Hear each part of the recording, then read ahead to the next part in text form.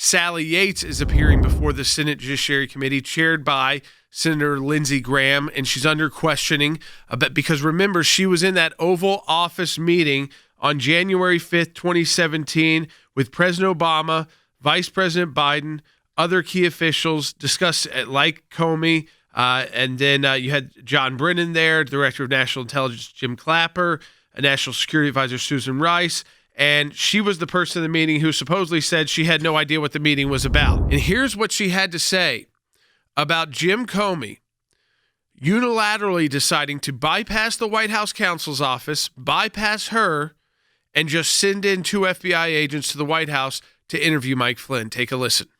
You didn't authorize the interview. As a matter of fact, you wanted to go to the White House and tell them about the problem, didn't you?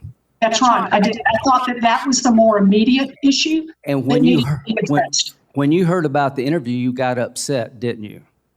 I was upset that Director Comey didn't coordinate that with us and acted unilaterally. Yes, I was. Did Comey go rogue? You could use that term, yes. This is just the beginning of her testimony, and there's a lot of other admissions, including admissions about FISA warrants and FISA abuse. So I think we've got to be clear here. What do we have at the outset of this? A key admission. What is that key admission? That he went rogue. He went rogue. Then you're going to find out that they did not file protocols, and she makes a statement saying something like, that's an understatement. She is the Deputy Attorney General, is the direct supervisor of the Director of the Federal Bureau of Investigation, and that is Comey. She calls him a rogue on national, before the Senate Judiciary Committee on national television, and she then tries to a little underplay that and play cute with Senator Cornyn instead of saying, that is wrong. He should have gone to me before he went to the White House to interview Flynn and send agents over there. So she's playing cute and fast. This is Senator John Cornyn to Sally Yates testifying today. Take a listen. You're the direct supervisor of the FBI director. If he didn't consult with you or tell you what he was doing, or he didn't respond to your inquiries about it, wouldn't that strike you as highly unusual? It's not ideal. Not ideal. Well, that's quite an understatement. It is an understatement, Senator. Comey was the director of the FBI, and Comey, of course, knows everything. There's nothing he doesn't know. He is St. James Comey, the pious, the divine, and the omniscient.